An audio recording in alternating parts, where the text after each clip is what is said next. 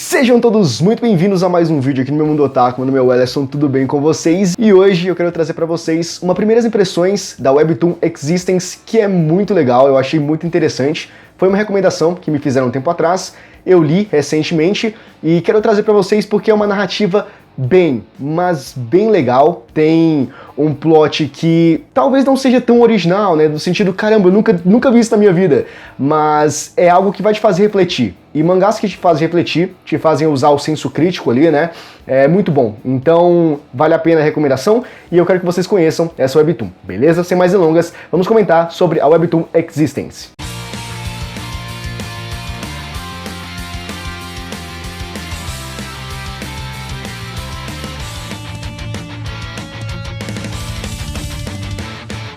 A gente começa a história já de uma forma meio conturbada, é aquele tipo de narrativa que começa meio que no futuro, né? Eu acho que o último vídeo que eu trouxe aqui foi mais ou menos com essa mecânica, esse modelo, que foi o Terror Man, que começa de um jeito que tu não tá entendendo absolutamente nada que tá acontecendo ali, e aí tem um retrocesso, né, pra fazer toda uma contextualização pra gente chegar até o momento atual, né? Então, basicamente, Existence trabalha dessa forma. Então a gente começa com o protagonista meio que num campo de guerra, né? Ele tá lutando contra outros seres humanos e a gente não entende absolutamente nada, até que tem uma contextualização pequena ali, mínima, eu acho que é o capítulo 00, que vai contar um pouquinho pra gente sobre ele, e aí a gente entende melhor o que tá acontecendo ali, né? Basicamente, o nosso protagonista, ele era todas as coisas, ele era uma forma de vida que englobava todas, então às vezes ele podia ser um peixe, às vezes ele podia ser uma ave, ou até mesmo uma planta, ou seja, ele era vários seres vivos, então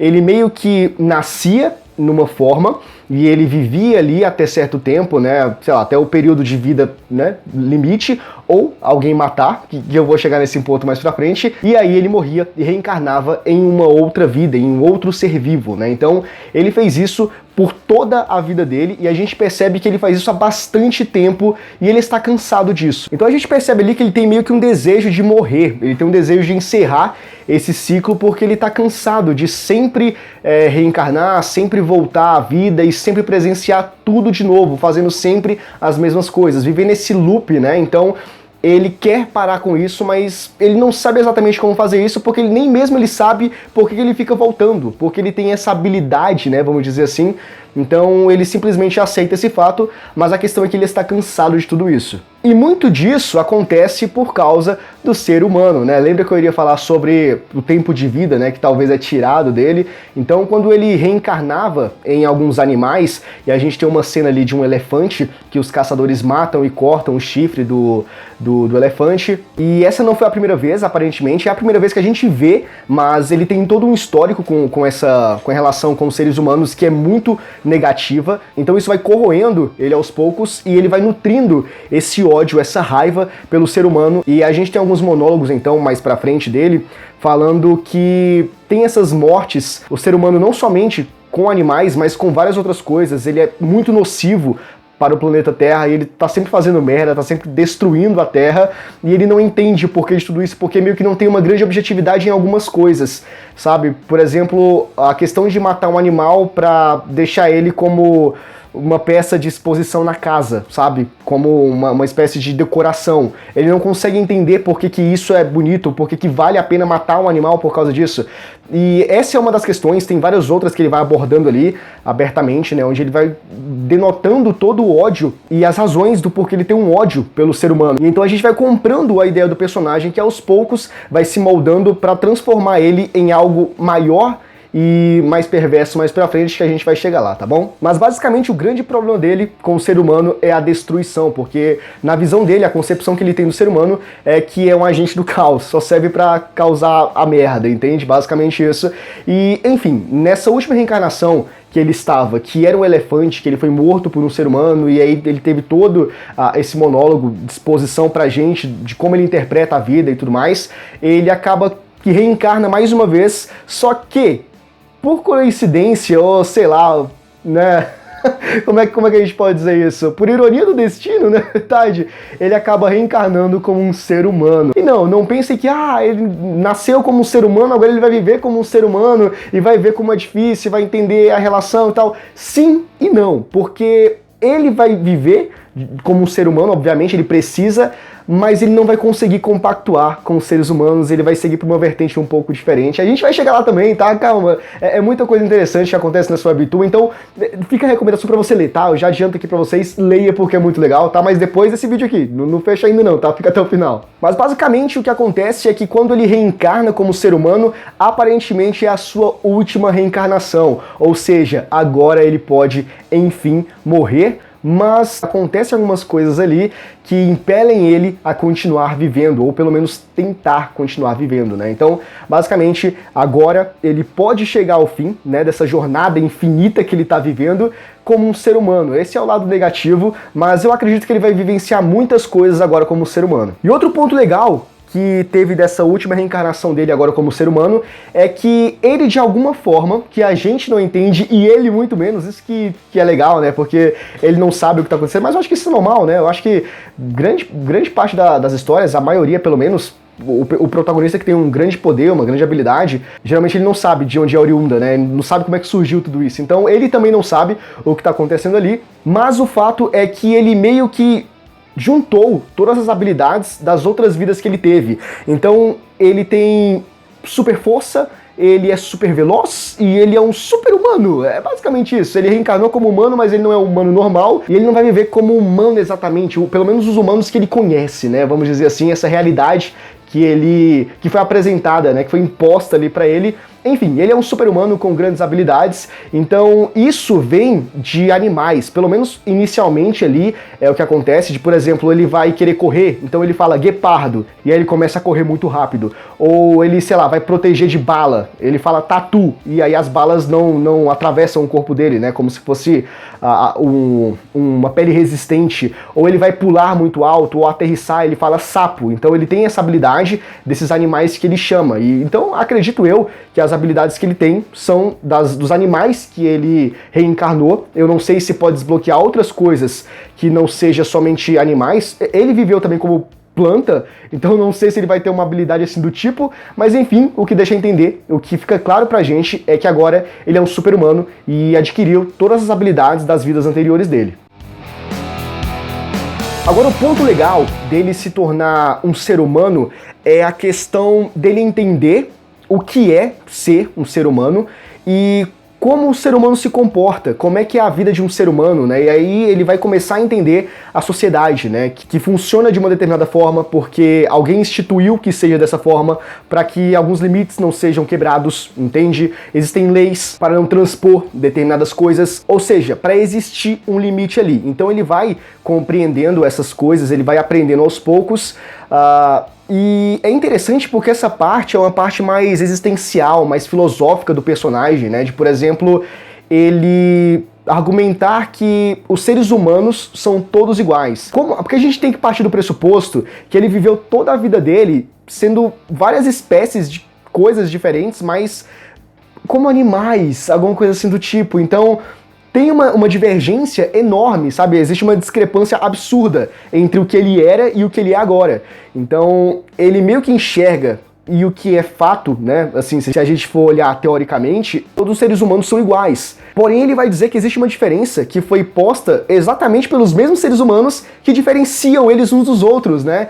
Que é a questão talvez de status, a questão de poder, a questão de dinheiro, enfim, ele vai abordar essa questão e é muito interessante a gente analisar pela perspectiva do personagem, porque faz muito sentido pra ele. E se a gente for trazer pra nossa realidade também, nós como seres humanos também faz um certo sentido, porque somos todos iguais, mas alguém colocou na nossa cabeça, colocou como regra, alguma coisa assim do tipo, uma espécie de senso comum que diz pra gente que nós somos diferentes por determinadas coisas. Então, basicamente, é isso que acontece e é legal a gente analisar esse lado mais introspectivo do personagem, porque ele é introspectivo por ele mesmo, né? A gente vê que ele nasce, ele não chora, ele só tem um olhar meio vazio e frio, e ele cresce assim, então, praticamente até os 6 anos de idade, ele não fala uma palavra sequer, e ele mantém esse estilo dele, porque esse estilo mais distante, mais vazio, mais solitário, porque tem uma certa referência, né, faz uma certa alusão a quem ele era antes, né, que ele aparentemente nunca precisou da fala para interagir, né, como nós, que precisamos falar para conseguir alguma coisa, para ter alguma coisa, né? Ele como animal era instinto, essas coisas assim do tipo, então é uma realidade diferente para ele, onde ele não via necessidade, até que aprendendo a viver como ser humano, aprendendo a ver como funciona a sociedade, ele viu que era necessário, então ele começou a falar depois de um tempo. Entretanto, é claro, teve um ser humano que ele conseguiu amar de verdade, e essa pessoa foi a mãe dele. E essa história é muito interessante, a construção que o autor, ou autora, não sei, eu não pesquisei, dá pra eles é muito bonita, é muito linda, porque ela é norteada por uma grande tragédia, né? Porque a gente acompanha ali a história da mãe. Em resumo, a mãe dele perdeu o pai em uma guerra, e aí ficou órfã, e alguns anos subsequentes, ela perdeu o marido e ficou viúva. Então, sempre foi uma realidade muito difícil para ela, e foi um momento onde ela teve que criar o garoto, o nosso protagonista, sozinha, e ela sempre se esforçou ao máximo, e vai ter várias cenas ali onde o nosso protagonista ele vai dizer que as mãos dela são quentes, mas também são muito calejadas, né, são muito ásperas, porque desde pequena ela sempre se esforçou ao máximo. Então tem uma cena onde o protagonista vai perguntar por que ela se esforça tanto, e ela diz que é pra protegê-lo. E é muito lindo essa construção entre os dois, porque ela é muito autêntica, ela é muito genuína, e isso faz com que o personagem olhe o ser humano com um olhar diferente, faz com que ele tenha um prisma diferente, sabe? De que nem todo ser humano é um merda, sabe? Como ele viu. E aquilo faz com que ele, de fato, ame a mãe dele. É muito legal toda essa construção, a gente vê o quanto a mãe dele é batalhadora, é guerreira, e um ponto legal que ele percebe também, que ele fala, é que a mãe dele é meio louca, é meio estourada, estressada com todo mundo, menos com ele. E ele fala, minha mãe é sempre mal com todo mundo, menos comigo. Porque ela tá sempre tentando proteger ele das pessoas, porque o jeito dele assustava as outras pessoas. Ele não falava, ele era distante, ele era frio, e as pessoas falavam dele, né, pelas costas dos dois. Então ela ficava muito irritada com tudo isso. Então é muito legal toda essa construção dos dois, e é meio que um recurso que o autor, ou a autora novamente, vai utilizar ali pra gente criar uma empatia, pra gente entrar na história, pra gente fazer parte da narrativa, pra futuramente estraçalhar com o nosso coração, porque matam a mãe do garoto. Talvez a cena mais triste da Webtoon até agora, porque, meu Deus, que desnecessário. A cena ali, tem uma cena, as cenas finais entre os dois, vendo ele carregando a mãe, né, e ele dizendo que a ama também. Ele passou todos esses anos ouvindo a mãe dele dizendo que amava ele nunca respondeu nada, e após a morte da mãe, ele enfim diz que ama ela.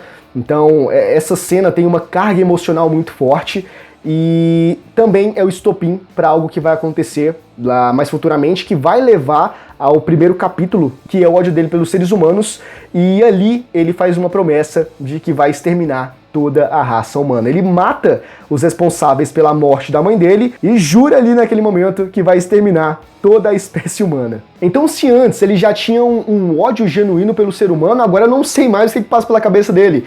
Ele meio que se entrega, ele fica à mercê do caos. Agora, de fato, ele vai ser um cara que não vai ligar mais pra nada, e ele vai descontar todo o seu ódio na raça humana, que desde sempre já via sendo algo nutrido aos poucos ali. Ele vinha alimentando esse ódio porque ele presenciou muitas coisas ruins, muitas coisas negativas, todas por conta dos seres humanos. No entanto, tem um ponto muito interessante aqui, que é legal de abordar, que é a questão do direcionamento do ódio dele. Talvez ele esteja direcionando o ódio dele, né, de uma forma equivocada, porque nem todo ser humano é ruim.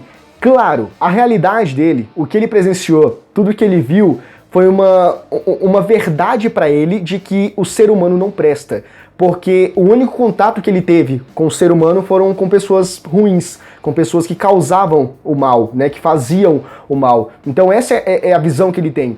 Mas existem pessoas que não são assim, existem pessoas que são boas. E talvez ele possa encontrar pessoas assim como a mãe dele. Essa visão, a priori pelo menos, dele querer matar todo mundo é equivocada, porque ele pode encontrar uma pessoa tão boa quanto a mãe dele, e ele pode simplesmente matar porque tá com raiva, entende? Então eu acredito que essa é uma coisa que vai ser trabalhada na Webtoon, no sentido de, talvez ele cresça, ele evolua, desenvolva um pouco com esse pensamento de querer matar todo mundo, mas no decorrer, no desenvolvimento ali da história, ele vai encontrar algumas pessoas, ou uma pessoa em específico, e que vai mudar um pouco a forma dele enxergar a vida, e vai mostrar pra ele que nem todos os seres humanos são maus, nem todos os seres humanos são ruins como ele conhece. Então talvez a história possa enviesar por esse lado, né? Ou simplesmente, ele pode simplesmente matar todo mundo, né? Eu não sei, a gente precisa continuar lendo para descobrir, mas o fato é que é muito promissor. Essa webtoon é muito interessante, então olha só, vale muito a pena tu dar uma chance para ela, beleza? Bom, e chegando aqui no final desse vídeo, se você chegou até aqui é porque provavelmente tu gostou, não é verdade? Então eu peço, deixe o seu like porque é muito importante, ajuda no engajamento do canal e me ajuda também a continuar gravando esses vídeos aqui pra vocês, certo? E se tu não for inscrito no canal, se inscreva, beleza? Não perca mais tempo, se inscreva aqui no canal e ative o sino das notificações pra tu não perder nenhum vídeo futuro que a gente enviar. E deixa aqui nos comentários o que tu achou de Existence, se tu gostou da webtoon, se tu não gostou, enfim, se tu vai ler, se tu descobriu aqui por esse vídeo, enfim, é muito boa, é promissora, eu vou continuar lendo, deixa nos comentários que eu vou querer ler. Beleza? E eu conto muito com o vosso apoio. A gente se vê no próximo vídeo. Abraço!